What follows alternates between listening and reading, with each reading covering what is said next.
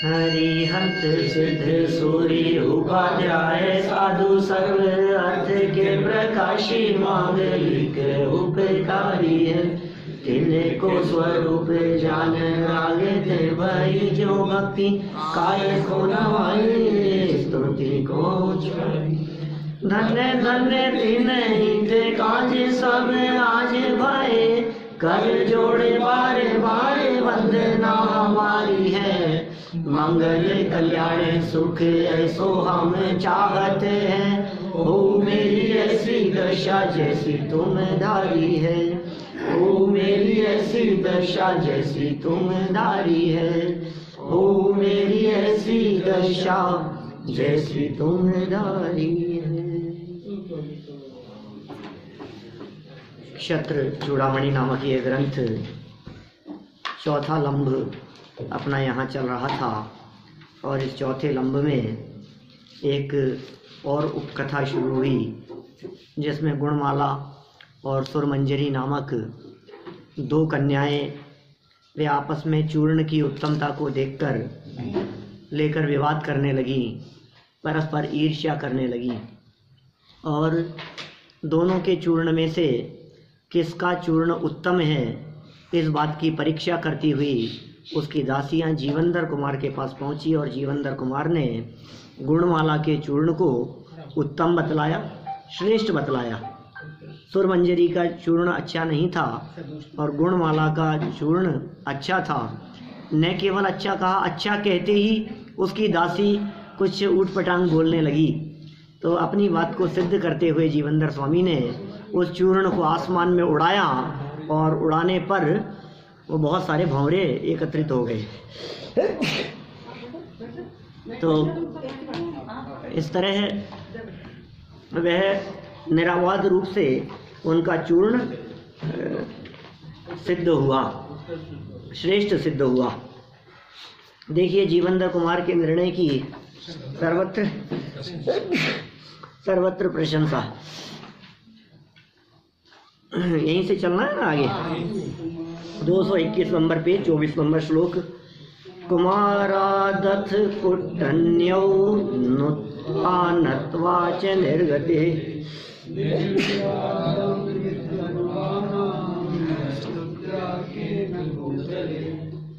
इसके अनंतर वे दोनों दासियां जीवंदर कुमार की प्रशंसा और नमस्कार करके जीवंदर कुमार के पास से चली गई।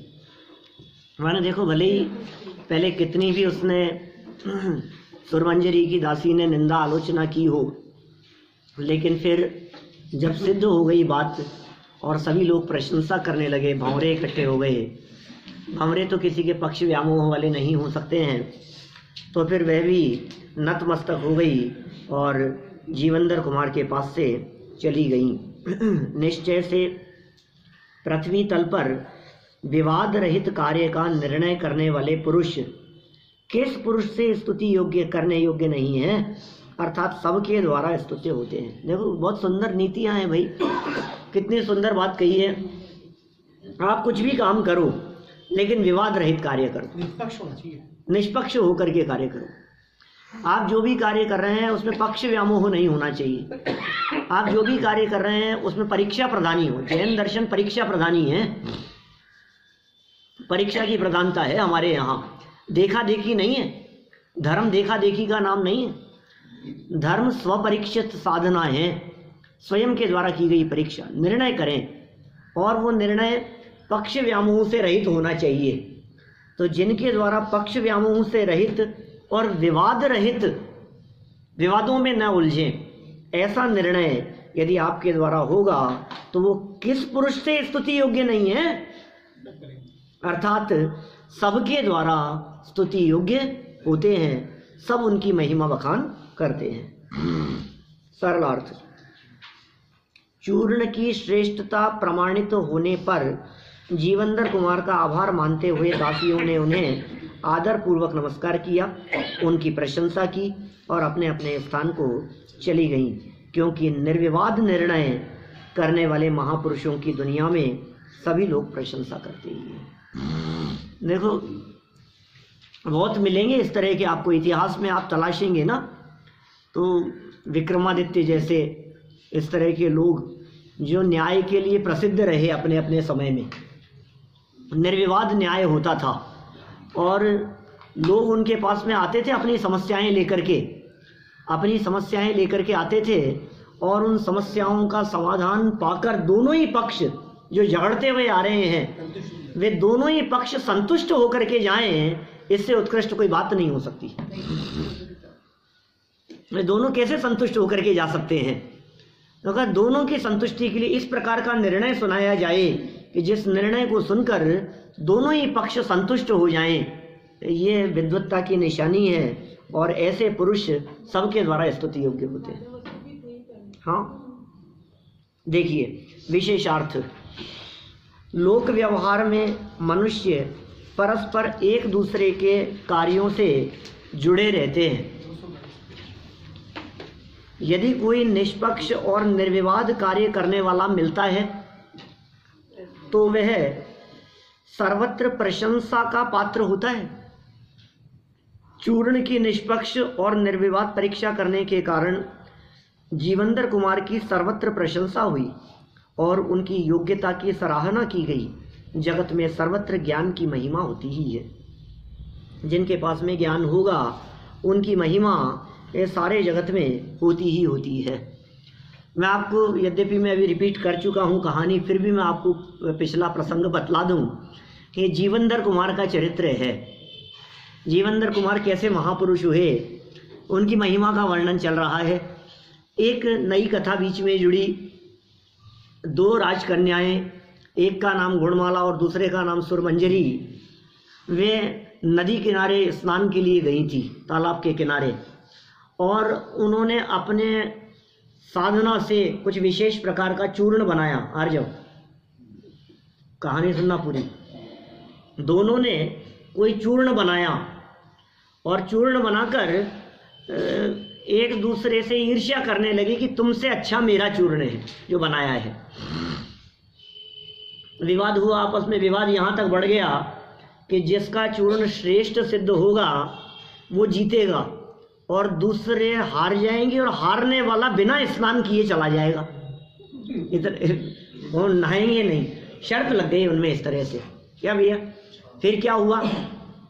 परीक्षा के लिए इधर उधर घूमती रहीं उनकी दासियां, दोनों की दासियां चूर्ण लेकर और लोगों से परीक्षण कराती रहीं। अचानक उधर से जीवंदर कुमार आ रहे थे, जो भव्य जीव हैं, इसके नायक हैं, अपने हीरो हैं अपने इस कहानी के। वे उधर से आ रहे थे। उन्होंने उस चूर्ण को देखा, परीक्षण किया और दोनों ही राजकुमारियों में से जो गुणमाला थी, उस गुणमाला के चूर्ण को उन्होंने श्रेष्ठ बतलाया। आसमान में उड़ाया, चारों तरफ भंवरे इकट्ठे हो गए, उसे सिद्ध कर दिया। अभी ये प्रसंग, वे ऐसा निर्णय कर लेने के पश्चात चारों तरफ प्रशंसा हुई जीवंदर कुमार की, क्योंकि उनका निर्णय निर्विवाद था। सभी ने उस बात को स्वीकार किया। देखिए अब आगे बढ़ते हैं अपन। ये बहुत सुंदर लाइन कह दी, जगत में सर्वत्र ज्ञान की महिमा होती ही है। ज्ञान सर्वत्र पूजा जाता है, सारी दुनिया में ज्ञान की महिमा है। मैं वेद विज्ञान की महिमा तो इतनी है, इस तत्व ज्ञान और शास्त्र ज्ञान की महिमा तो इतनी है कि वो मुक्ति तक ले जाता है, लेकिन लौकिक ज्ञान की भी महिमा कम नहीं है। क्या भाई साहब, जिसको जिस फील्ड का ज्ञान है वो फील्ड में उसके विशेष ज्ञान उसे विशेष योग्यता दिला देता है। ये ज्ञान की तो महिमा है, और क्या है। आप जिस फील्ड में हैं उस फील्ड में आपको यदि प्रॉपर नॉलेज है तो उस नॉलेज में सब आपको पूछेंगे उस चीज़ के बारे में। आपको यदि जवाहरात के बारे में अच्छी नॉलेज है तो व्यक्ति आपसे आकर के चर्चा करेंगे, और आपको यदि फर्नीचर के बारे में यदि कोई राय लेनी होगी तो किससे पूछेंगे बताओ। और शेयर्स के बारे में कुछ राय लेनी हो तो किससे राय लेंगे? छावड़ा जी से। ये ऐसा ही है ना। और पेपर के बारे में राय लेनी हो तो जैन साहब से। ज्ञान तो पर्याय है, एक लेवल तक ज्ञान तो पर्याय है, एक लेवल तक ही काम आएगी। एक लेवल तक ही काम नहीं आएगी, चारित्र में ये नहीं, ऐसा नहीं है। जैसे जैसे ज्ञान बढ़ता है, ज्ञान की ही महिमाएं हैं, वेद विज्ञान की महिमा है, जिसके बल पर चारित्र उत्पन्न हो पाता है। ज्ञान ना हो तो चारित्र नहीं हो सकता। ज्ञान बिना का चारित्र किसी काम का नहीं है। ज्ञान के बिना का चारित्र होता ही नहीं है वास्तव में, वो कथन मात्र का है। आपको पता ही नहीं है कि करना क्या है, आप करेंगे क्या? और कोई व्यक्ति इससे छल ग्रहण करे और ये कहे ठीक है साहब फिर तो हम ज्ञान ही ज्ञान करेंगे, चारित्र को छोड़ो, तो भी काम नहीं चलेगा। ज्ञान क्रियाभ्याम मोक्ष है। ज्ञान और क्रिया इन दोनों का सम्मिलन ही मोक्ष प्रदान करने वाला होता है। यहाँ तो ज्ञान की महिमा गा रहे हैं। हर व्यक्ति, जो व्यक्ति जिस फील्ड में है उस फील्ड में उसकी नॉलेज, राजनीति में नॉलेज नहीं, पढ़ाई में नॉलेज की कीमत है। कौन बनेगा करोड़पति, ज्ञान की कीमत है, तो आपको करोड़ों रुपया मिलेगा। जिसका ज्ञान विशेष होता है, चार्टेड अकाउंटेंट है, सीए तो कर लिया लेकिन ज्ञान नहीं है उसको, तो कौन उसके यहाँ जाएगा, कौन उसके क्लाइंट बनेंगे? और जो बन भी जाएगा वो अपना सर पकड़ेगा कि यार ये कैसा सीए मिल गया। डॉक्टर है तो उसको अपने फील्ड की यदि नॉलेज है तो देखो आप लाइन लगती है, महीने महीने 2-2 महीने आगे तक के उसके अपॉइंटमेंट नहीं मिलते डॉक्टर को दिखाने के लिए। किसकी महिमा है भाई साहब? ज्ञान की महिमा है। माने सारी दुनिया में पुण्य उदय हुआ तो ज्ञान ऐसा हो गया? नहीं भाई साहब, पुण्य देखिए ऐसा नहीं है, पुण्य के उदय से ज्ञान का संबंध नहीं है। ज्ञान ज्ञानावरणी कर्म से संबंधित है, कर्म की बात करें तो, और पुण्य साता वेदनीय कर्म है। दोनों कर्म न्यारे न्यारे हैं। वेदनीय कर्म में एक असाता वेदनीय है जिसके उदय से पाप प्रकृतियां उदय में आकर के तकलीफ प्रदान करने में निमित्त बनती है।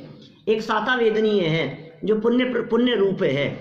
ज्ञानावरणी कर्म वो ज्ञान पर आवरण, और ज्ञानावरणी का क्षयोपशम वो ज्ञान के उगाड़ को सहयोग प्रदान करता है। ज्ञान का उगाड़ होना ये ज्ञानावरणी कर्म का योगदान है, और उस ज्ञान का प्रयोग भेद विज्ञान के लिए करना ये आपके पुरुषार्थ पर निर्भर करता है। बुद्धि तो है, बुद्धि किसके पास में नहीं है, लेकिन बुद्धि का प्रयोग किधर कर रहे हैं आप?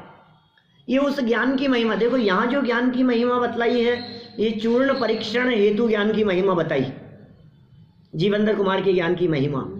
लेकिन आज तक जितने जीवों ने मोक्ष की प्राप्ति की है, जितने जीवों ने सिद्ध दशा की प्राप्ति की है, वो सब भेद विज्ञान के बल पर प्राप्त किए।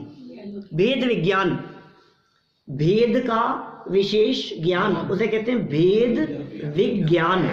विज्ञान माने वी और ज्ञान, वी मतलब विशेष ज्ञान। विशेष ज्ञान का नाम विज्ञान है। कौन सा विशेष ज्ञान? भेद विज्ञान। हमारे यहाँ शास्त्र भरे पड़े हैं भेद विज्ञान की महिमा बतलाने के लिए। भेद विज्ञान करो, भेद विज्ञान करो। अरे जो आप अपने पड़ोसियों के साथ में, जो आप अपने परिवार में भाई भाई के साथ झगड़ते हुए भेद करते हैं ना, ये मेरा है और ये तेरा है, ये तो भेद है। भेद डाल देना। दुनिया में इस भेद को अच्छा नहीं माना जाता। लोग कहते हैं कि नहीं नहीं, छोटा सा बच्चा यदि कोई ये बात कह दे ना कि बुआ आपने मेरी मम्मी की साड़ी पहन रखी है, तो छोटे छोटे बच्चे कहते हैं ऐसी बात, तो आप क्या समझाएंगे? नहीं बेटा ऐसा नहीं बोलते, क्या ऐसे ऐसे भेद नहीं करते, एक ही है, दो अलग अलग नहीं है। माने जगत में तो यह संदेश दिया जाता है, लेकिन मोक्ष मार्ग में यह संदेश दिया जाता है अपना अपना ही है और पराया पराया ही है। अब आप कहेंगे साहब ये जैन धर्म ये अपने और परायापन सिखा रहा है, ये अपने परायापन की बात ये अच्छी थोड़ी ना है कि सुनो मोक्ष मार्ग में यही अच्छी है। लेकिन पहले ये समझ लो अपना क्या है और पराया क्या है।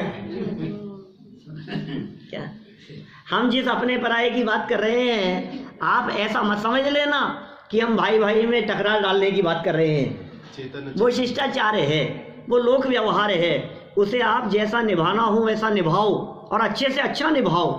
उस व्यवहार में कोई ऐतराज नहीं है, लेकिन फिर भी निज को निज और पर को पर। और ये पर कौन है? पर है ये शरीर, और निज है इस शरीर के भीतर रहने वाला आत्मा।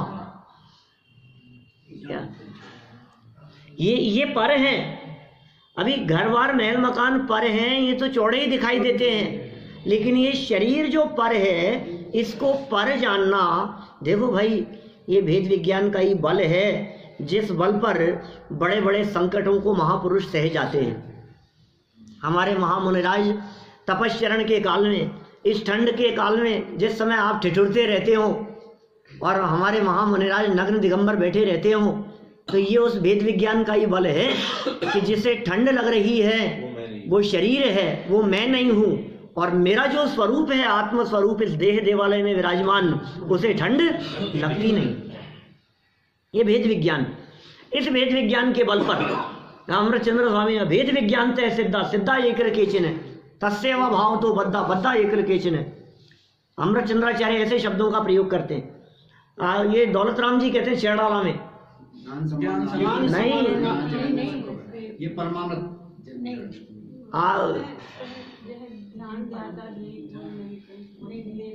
आज तक जितने भी हुए हैं या होंगे, जितने भी भगवान, जे पूरब शिव गए जाए और आगे जय है, सो सब महिमा ज्ञान तनी मुनिनाथ कहे।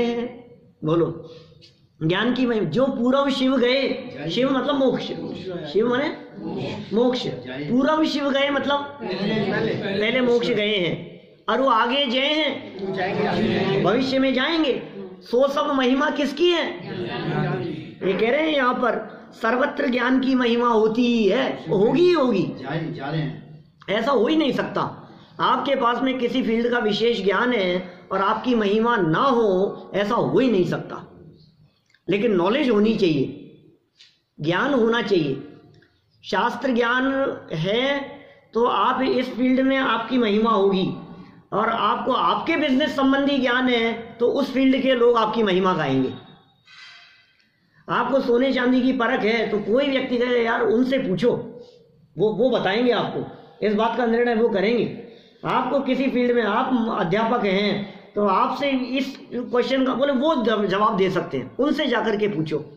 महिमा दूर दूर से, यहाँ टोडरमल जी जिस मंदिर में बैठते थे, यहीं अपने यहाँ 300 साल पहले इनके ज्ञान की ऐसी महिमा थी कि दूर दूर से लोग इनकी शंका समाधान के लिए आते थे इनके पास में।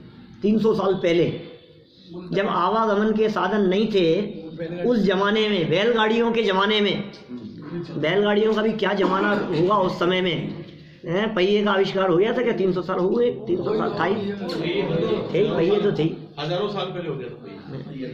तो देखो कितने समय थे ना, बैलगाड़ी से गए थे वहाँ।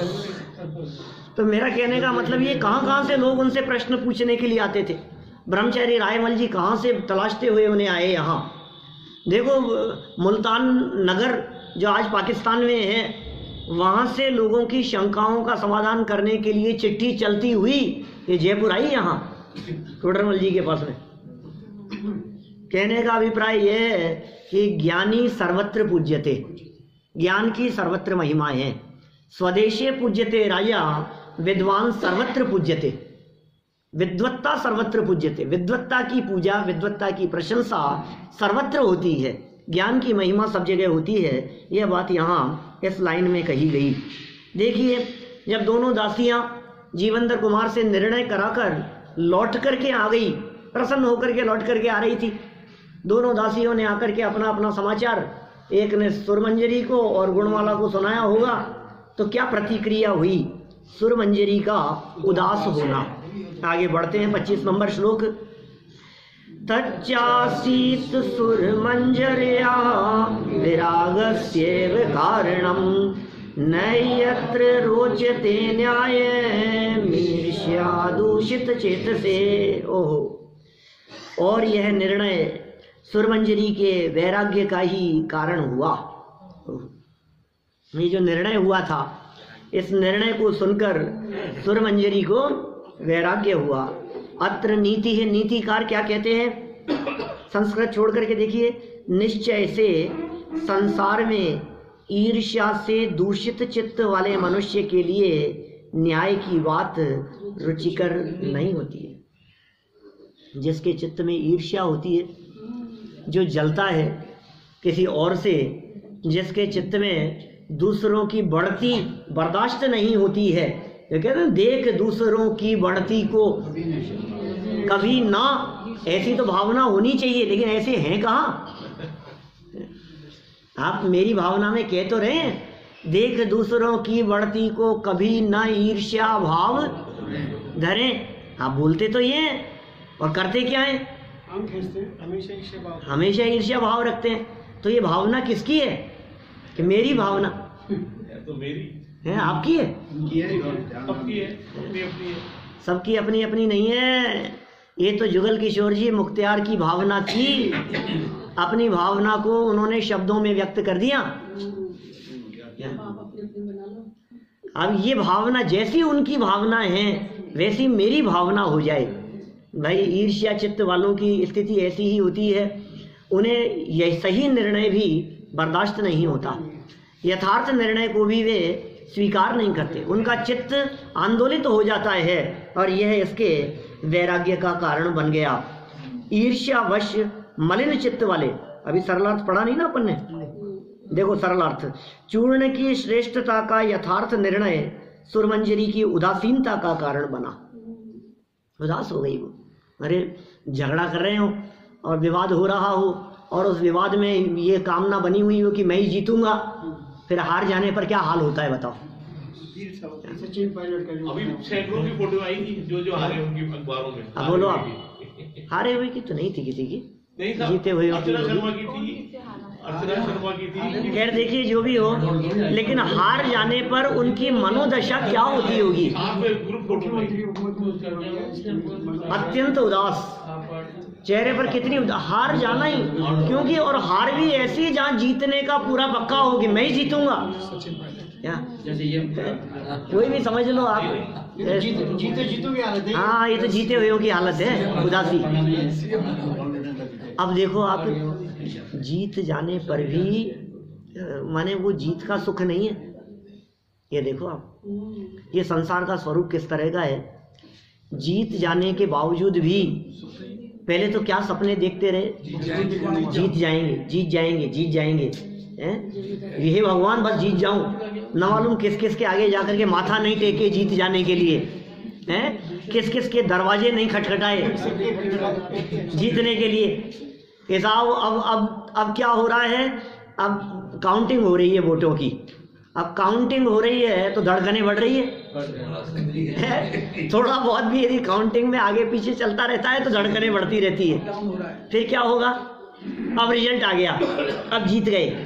तो ये जो कई सालों से जो मेहनत चल रही थी, सचिन पायलट का 4 साल से मेहनत कर रहा हूं मैं, 4 साल से लगातार मेरी मेहनत चल रही है, मुख्यमंत्री तो मुझे ही बनना है। फिर क्या हुआ? अब वो जो 4 साल की मेहनत, वो तो तकलीफ में जा ही रहा था, फिर इलेक्शन हुए, होते हुए भी पीड़ा चल रही है, आकुलता चल रही है, फिर रिजल्ट आ गया। अब वो आ जाने के बाद की खुशी कितनी देर तक चलती है बोलो?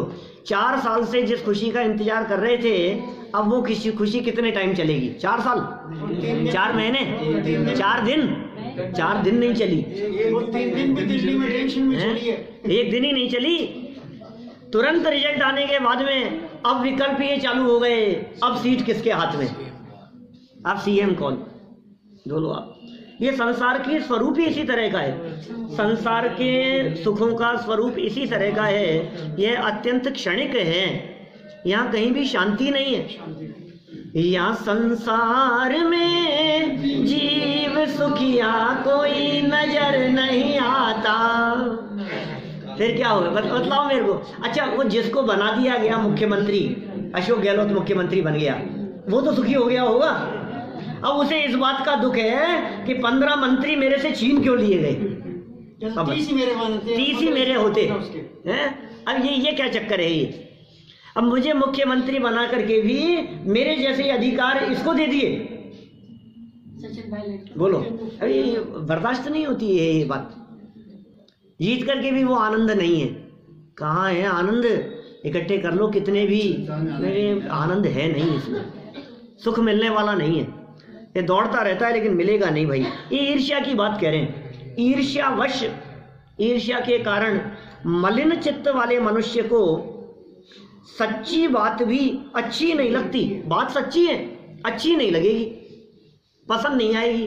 क्यों भैया? अच्छी बात तो सबको अच्छी लगनी चाहिए, नहीं लगती है ना। उसका कारण ये है, हमारे चित्त में या उस व्यक्ति के चित्त में ईर्ष्या हावी हो रही है। जिसके चित्त में ईर्ष्या हावी होगी उसको सही बात जचेगी नहीं। ये जनवाणी की बातें भाई साहब, ये बड़ी गजब की बातें हैं। ये बहुत मार्मिक बातें, ये रहस्य है, लेकिन यदि ये बातें किसी व्यक्ति को समझाओ तो हर व्यक्ति को जचती नहीं है, हर व्यक्ति को पसंद नहीं आती दीपेश जी ये बातें। किसी व्यक्ति को समझाने तुम्हारे पास रखो ऐसा कहने वाले लोग मिलेंगे, वो ये कहेंगे ठीक है तुम कर लो धर्म, ठीक है, हमें नहीं करना, हमने तो कर रखा है, सब बहुत कर लिया हमने तो। ये सब जो है वो क्रमबद्ध पर्याय है कि कैसे तो चूरन के लिए दोनों लड़ी, फिर दोनों का ऐसा, अब ये देखो वो सब बात तो है ही, हो गई और देखो स्वामी भी यहीं आ गया और उनको युक्ति भी सूझ गई कि इसको हवा में उछाल लो, ये सब क्रमबद्ध। ठीक बात है, होता है ये सब अभी तो, लेकिन उसकी बात की नहीं जाती है ना। चर्चा तो यही की जाती है कि हमने क्या किया और उन्होंने क्या किया, इनके साथ में क्या हुआ, बातें तो यही होती है ना, उसे कौन याद करता है। यदि इसका ये दिमाग नहीं बनता तो फिर इसकी शादी भी नहीं होती। हाँ देखिए विशेषार्थ में क्या बात कहते हैं, यद्यपि सुरमंजरी जानती थी कि जीवंदर कुमार ने चूर्णों का परीक्षण कर यथार्थ निर्णय दिया है, वो जानती थी, बुद्धिमान तो थी और निर्णय हुआ है, कौन नहीं जानता है बतलाओ। न्यायाधीश के द्वारा फैसला दिया जाने पर, अपराधी को सजा सुना दिए जाने पर वो अपराधी भले ही बिगड़ जाए, लेकिन वो जानता तो है ही ना कि इसने न्याय किया है। अपराध तो मैंने किया है, गलती तो थी मेरी, अपराध तो किया ही था मैंने, दोष तो था ही मेरा, इसने न्याय तो सही किया है, लेकिन ये जानते हुए भी उसके मन में ये आता है कि मौका लगेगा तो इसको सबक सिखाऊंगा। अगली अदालत में कर देता है एप्लीकेशन। हाँ, कि ये आगे गलत है। हाँ और क्या है, देखो जो पक्षपात रहित और निर्दोष है एवं भ्रमरों द्वारा कराए गए परीक्षण से प्रमाणित है।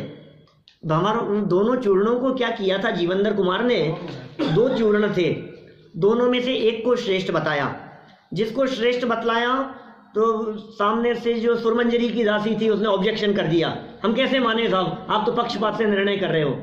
तो जीवंदर कुमार ने उस चूर्ण को हवा में उड़ा करके बताया, जो अच्छा बताया था उसे हवा में उड़ाया, तो जैसे हवा में उड़ाया उस चूर्ण की सुगंध से चारों तरफ से भंवरे इकट्ठे हो गए उसकी सुगंध से। तो बोले सुनो, किसी व्यक्ति के बारे में तो उंगली उठा सकते हो कि उन्होंने पक्षपात से निर्णय किया होगा, हमें बतलाओ क्या ये भंवरे भी पक्षपात से इस चूर्ण की तरफ आए हैं? उनके पास तो मन नहीं है, सुगंध से ही आकर्षित होकर के आए हैं ना, और दूसरे के चूर्ण को उड़ाया गया तो कोई भंवरे नहीं आए, चले गए। इससे सिद्ध होता है कि निर्णय तो सही था, परीक्षण प्रमाणित है, इससे विवाद करने के लिए किसी को कोई अवकाश ही नहीं है। भंवरों ने प्रमाणित कर दी बात, पक्षियों के द्वारा कोई बात प्रमाणित हो गई है, तब इसमें विवाद करने की कहाँ गुंजाइश है। फिर भी उसे ईर्ष्या और पराजय के कारण उदासीनता थी, ईर्ष्या के कारण ये उदासीनता बराबर बनी हुई थी, और हारने के कारण तकलीफ तो थी ही, मन में पीड़ा तो थी ही। ज्ञान सब जान रहा है, ज्ञान सब जान रहा है, किंतु कषाय अपना काम कर रही है। क्या गजब बातें हैं, बात के कितने जबरदस्त कहते हैं, ज्ञान से जानने में भी आ रहा है और कषाय अपना काम कर रही है। अभी देखो कभी कभी ऐसा भी होता है, ज्ञानियों के जीवन में भी कभी कभी क्रोधाधिक कषायें देखी जाती है, तो फिर वो भी यही बात कहेंगे हम कि ज्ञान अपना काम कर रहा है और कषाय अपना काम कर रही है। और ये जो कषाय विशेष देखी जा रही है, इसका मतलब ये ज्ञान के ऊपर कषाय हावी है, और जैसे ही उस कषाय के ऊपर ज्ञान हावी होगा, अंतर्द्वंद चल रहा है, अंदर में कभी कभी अपने द्वंद चला करता है, अंतर्द्वंद में जब हमारी कषायों के ऊपर हमारा ज्ञान हावी हो जाएगा तो कषाय शांत हो जाएगी और ज्ञान का बल प्रकट स्पष्ट दिखाई देने लगेगा, ज्ञान की महिमा दिखाई देने लगेगी। ज्ञान है, समझ में तो आ रही है बात, लेकिन फिर भी गुस्सा है। मतलब रावण के साथ में क्या हुआ, रावण को ज्ञान नहीं था क्या इस बात का, मैं गलत कर रहा हूँ, आखिर मैं सीता को हरण करके लाया हूं ना, तो काम तो गलत ही कर रहा हूं ना, किया भी गलत ही है ना। और कोई बात नहीं, हरण करके ले आया था, और ले आया था तब ठीक था, और वो मुझे अपना लेती तो जो होता तो हो जाता, मैं उसको अपनी पटरानी बना लेता, लेकिन अभी तो उसे खोजते हुए उसका पति आ गया, पूरी सेना लेकर के आ गया, युद्ध हो रहा है, और कितने लोग मर रहे हैं, और फिर भी देखो इतना समझदार था रावण, उसको सीता को लौटाना बर्दाश्त था। उसने अंदर में इस बात का निर्णय भी कर लिया था कि सीता को लौटा दूंगा, मुझे सीता को नहीं अपनाना है। जो खुद नहीं चाहती है उसकी तो प्रतिज्ञा थी, जो स्त्री स्वयं मुझे न चाहेगी तब तक मैं उसे छूऊंगा भी नहीं। हमने कही थी ना एक दिन दशहरे के आसपास हमने चर्चा की थी कि ये जो सीता की अग्नि परीक्षा का जो चित्र यहाँ दिखाई दे रहा है, सीता की अग्नि परीक्षा से अकेले सीता ही निर्दोष सिद्ध नहीं हुई, सीता की अग्नि परीक्षा से रावण भी निर्दोष सिद्ध हो गया। क्या साहब? सीता यदि निर्दोष सिद्ध हो गई अग्नि परीक्षा ने, देवों ने पुष्प वृष्टि करके यदि सीता के शील को सही बतलाया, अच्छा बतलाया, उसकी जय जयकार की, तो इसका मतलब ये है कि रावण भी शीलवान व्यक्तित्व था। यह बात अग्नि परीक्षा से सिद्ध हो गई। महापुरुष तो था, समझदार था, ज्ञानवान था, लेकिन उसके ज्ञान के ऊपर उसका अभिमान हावी हो गया, मान हावी हो गया, घमंड हावी हो गया। अरे मैं सीता को लौटाऊंगा तो सही, लौटा दूंगा, लेकिन ऐसे ही लौटा दूंगा तो लोग क्या कहेंगे, ना कट जाएगी मेरी। ये सेना लेकर के आ गए और मैंने छोड़ दिया, नहीं, अरे इनके सामने ये है क्या, मेरे सामने मैं 3 खंड का अधिपति, प्रतिनारायण था वो, 3 खंड का अधिपति था, अनेक प्रकार की विद्याएं उसके पास में थी, रिद्धियां थी, शक्तियां थी उसके पास में। ये जमीन पर चलने वाले साधारण मनुष्य, भूमि गोचरी, ये मेरा क्या कर लेंगे? ये वनवासी और वानर सेना को लेकर के आ गए। पहले तो इनको जीतूंगा, इनको बंदी बनाऊंगा, और फिर इनको बुला करके और फिर इनको बड़े शान से छोड़ूंगा और सीता को इनके साथ में विदा कर दूंगा। ज्ञान तो था, लेकिन हावी कौन हो गया? कषाय हावी हो गई। जब मान कषाय हावी हो गई तो रिजल्ट क्या निकला उसका? देखो, जिसके ज्ञान पर कषाय हावी होगी उसका तो परिणाम खराब ही निकलने वाला है। इसलिए हमेशा कषायों के ऊपर ज्ञान हावी होना चाहिए। कषाय नहीं होवे ऐसा तो इस भूमिका में संभव नहीं है। जिस गृहस्थ दशा में, जिस भूमिका में अभी हम लोग बैठे हैं, कषायों का सर्वथा अभाव हो जावे यह तो संभव नहीं है। लेकिन कषायों की मंदता तो हो सकती है, कंट्रोल तो हो सकता है, ज्ञान विवेक और समझदारी का परिचय तो दिया जा सकता है, कुछ तो हो सकता है प्रयास। उन प्रयासों की यहाँ चर्चा चल रही है। बहुत सुंदर लाइन दे दी, ज्ञान सब जान रहा है। किसका ज्ञान? ज्ञान ये नहीं जानता कि मुझ पर कषाय हावी हो गई, लोग मेरे चंचल हो रहे हैं इनकी वजह से। तो देखो, जानता भी होगा तो भी कहता मैं समझता तो हूँ, लेकिन फिर भी माने क्या होता है, समझ के साथ साथ में मतलब कषाय का जो पुट है वो थोड़ा सा हैवी है। अब कषाय हैवी होने, अब ज्ञान भी रहा है मैं गलत कर रहा हूँ, जान भी रहा है कि नहीं कषाय अच्छी बात नहीं है, नहीं मैं कर नहीं रहा, बस थोड़ा सा मुझे भी करना थोड़ी ना, कषाय को लेके जाना थोड़ी ना, बस थोड़ा सा, और वो खींचता जाता है थोड़ा, और उसमें महीनों निकल जाते। बोलो, ऐसा है। ज्ञानी के डबल लड़ाई चलती है। हाँ, डबल लड़ाई चलती है। चलो वाक्य पढ़ो जी, आप तो देखो क्या कह रहे हैं, याद करो, सुंदर वाक्य है बोर्ड पे लिखने जैसा। ज्ञान सब जान रहा है किंतु कषाय अपना काम कर रही है। कषाय के कारण ही सुरमंजरी को उदासीनता हुई है। जब ज्ञान गौण हो जाता है और कषाय मुख्य हो जाती है तब जीव की दुर्दशा ही होती है।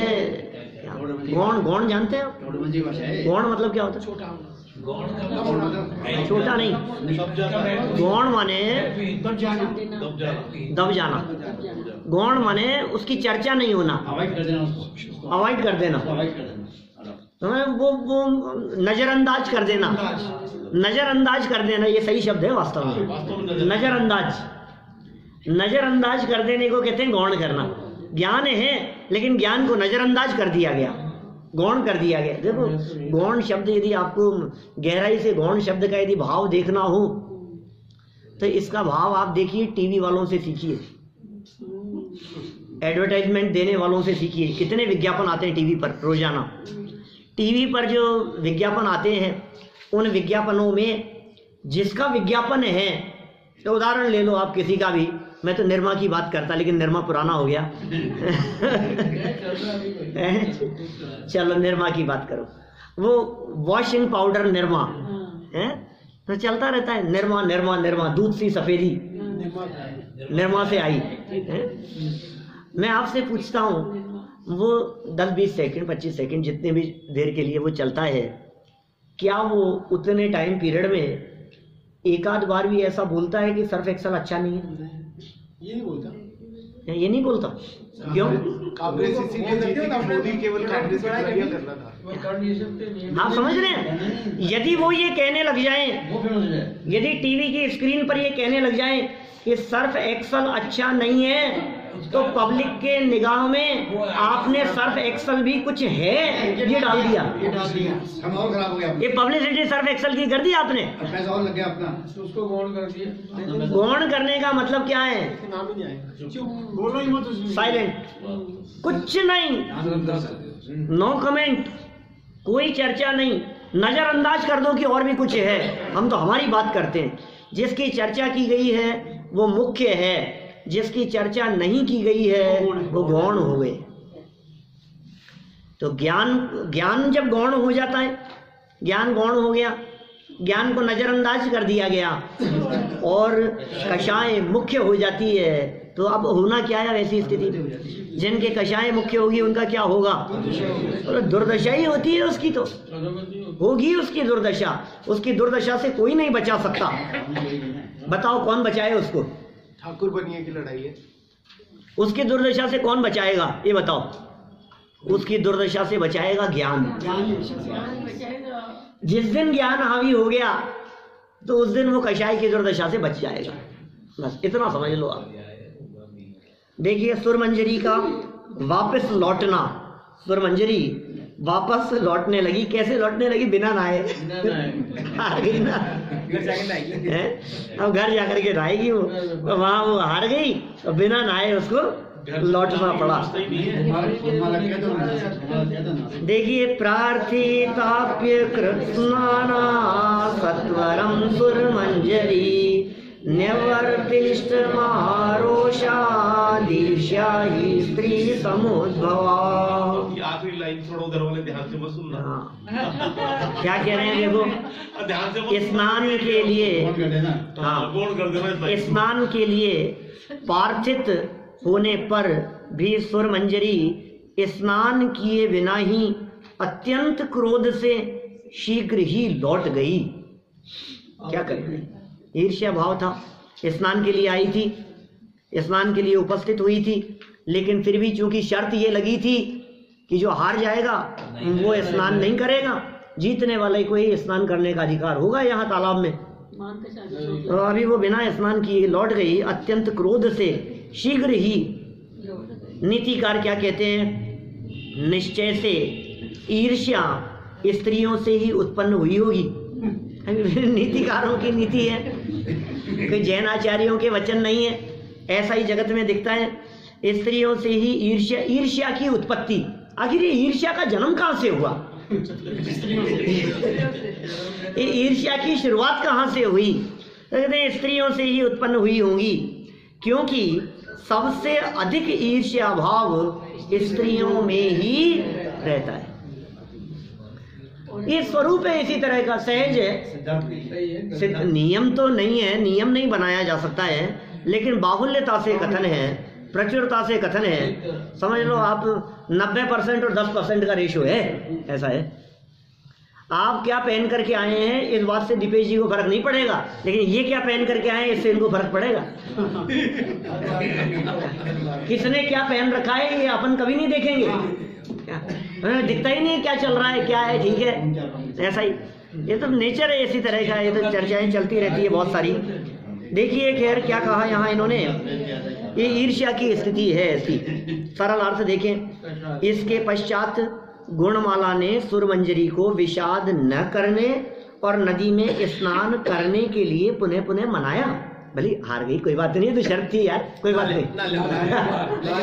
देखो क्या करते हैं, जीत जाने के बाद जीत जाने वाला हार जाने वाले से कहता है कि नहीं नहीं कोई बात नहीं आ जाओ, हाथ मिलाता ही है, गले मिलता ही है, हाथ मिलाता ही है, गले मिलता ही है, होता ही है ऐसा। आपस में दो टीमें भी गले मिलती है ना, तो आखिर सहेलियां तो थी दोनों, तो क्या कहा, पुनः उसको मनाया, उसको निवेदन भी किया, किंतु वह अति क्रोध के कारण नदी में स्नान किए बिना ही अपने घर को वापस चली गई। कारण कि ईर्ष्या भाव स्त्रियों का सहज स्वभाव है, सहज ही स्वभाव है। देखो आप, बहुत प्रैक्टिकल है, सारे जगत में ये बात देखी जाती है, स्त्रियों के आने के बाद ही घर के टुकड़े होते हुए दिखते हैं। पहले भाई अलग ही नहीं तो दो भाई हैं, आपस में कितना भी प्रेम हो उनमें, क्या कितना प्रैक्टिकल सब घरों में दिखती है ऐसी स्थिति। दोनों भाई यदि शादी नहीं हुई है, 30-35 साल के हैं, तो कितना आपस में प्रेम है और साथ में रहेंगे और साथ में एक दूसरे का सहयोग करेंगे, और शादियां हो जाने के बाद रहें कोई बात नहीं, फिर भी साथ में रहें, लेकिन वो ईर्ष्या का जो लेवल है ना, वो धीरे धीरे परिवार है जब दोनों दौरानी जिठानी 30 साल से नहीं बोलती, लेकिन साथ रहती, भाई कहते नहीं तुम्हारी सुलटो बोलो, ऐसी सुलटो। मैंने बहुत है इस तरह की स्थितियां, तो हर घर की स्थिति है ये। और इस स्थिति का कारण यदि कोई है, तो इस स्थिति का कारण स्त्री है। ये ईर्ष्या ही है। बिजनेस की बात हो, काम की बात हो, सारे जगत का यही स्वरूप है। इसलिए भाई समझदारी का काम तो यही है, जिनके 2 से अधिक पुत्र हों, 1 से अधिक पुत्र हों, संतान हो, उनको ये चाहिए कि वो समय रहते ही अपने बच्चों में योग्य रीति से बंटवारा कर देवे, जिससे हाँ समझदारी यही है, जिससे उनमें आपस में प्रेम व्यवहार बना रहे। हाँ आप बिल्कुल कर दीजिए, कोई दिक्कत नहीं है उसमें कि नहीं ये टूट जाएगा, खराब हो जाएगा, खत्म हो जाएगा, आप मत सोचो। दोनों का अपना अपना भाग्य है, दोनों बने रहेंगे, दोनों साथ में बने रहेंगे, और वो देवरानी जेठानी भी आपस में बहुत प्यार से रहेंगी। बिल्कुल सही है। उनको ईर्ष्या करने का अवसर प्रदान मत करो, उनको साथ में रख करके, ये समझदारी की बात है। होता है ऐसा, जगत का स्वरूप देखा गया है। देखिए यहाँ भी क्या हुआ, सहज स्वभाव कह दिया। विशेष अर्थ क्या कह रहे हैं, चूर्ण की परीक्षा कराने के पूर्व दोनों सखियों ने यह प्रतिज्ञा की थी कि जिसका चूर्ण परीक्षा में श्रेष्ठ नहीं होगा वह पराजित मानी जाएगी तथा वह नदी में स्नान भी नहीं करेगी, ऐसा माना जाएगा।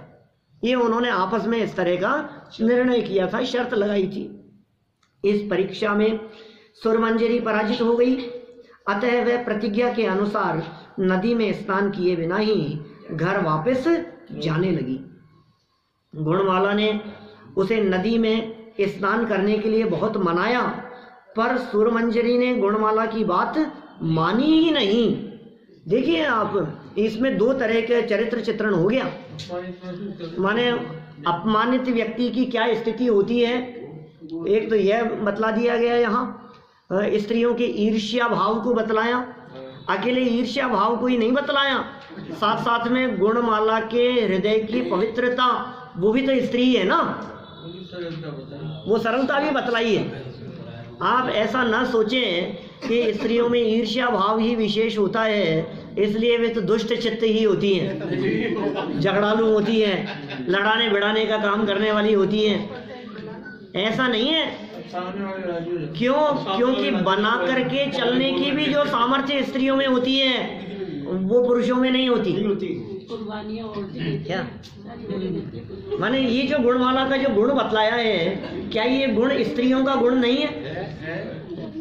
आपसे यदि झगड़ा हो जाए तो उस झगड़े को मिटाने के लिए किया गया पुरुषार्थ भी स्त्रियों में श्रेष्ठ देखा जाता है। समन्वय की बात करेगी, मिलनसारिता की बात करेगी, मेल मिलाप बना करके चलने की बात करेंगी। ये भी जो वात्सल्य भाव देखा जाता है, सहज स्नेह देखा जाता है, ये भी स्त्रियों में विशेष देखा जाता है। तो एक ही घटना के माध्यम से, दोनों सहेलियों के माध्यम से अलग अलग स्त्रियों के चरित्र चित्रण को यहाँ बहुत सुंदर ढंग से बतला दिया गया है। और स्त्री हट जगत प्रसिद्ध है, ये तो जगत में प्रसिद्ध है ही। राज हट है, स्त्री हट है, बाल हट है, ये सब जगत में हट माने जिद, ये जिद प्रसिद्ध ही है। तो इस तरह से यहाँ हमने ये बात देखी है। बिल्कुल, तो इससे हमारे को इस बात का निर्णय करना चाहिए कि भाई ज्ञान सदा हमारे ऊपर हावी रहे, कभी भी कषायें हावी न हो पाए, क्योंकि कषायें अनर्थ करने में ही समर्थ होती है और ज्ञान ही है जो हमारे को सही राह दिखाता है। हमने अनेक बार ज्ञान की महिमा के संदर्भ में बहुत चर्चाएं की है।